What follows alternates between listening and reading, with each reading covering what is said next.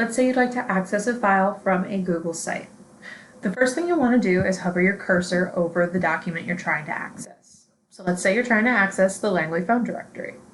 What you'll do is hover your cursor over, and this will cause something called the pop-out button to show up.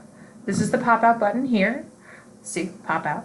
And when you click on it, it'll pop out this document so it has its own tab in your browser.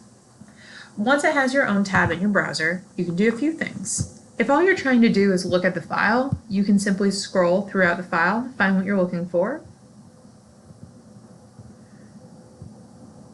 Or you can do a few other options. If you'd like to open the file as a Google Doc, so perhaps you need to edit something, or this is a lesson plan from another teacher you wanted to modify, you can try opening it as a Google Doc. You could also add it to your Google Drive for safekeeping or for other sharing. You can print it, which might be helpful with documents such as the Langley phone directory. Or you can download it so that it's saved as a PDF to your own computer.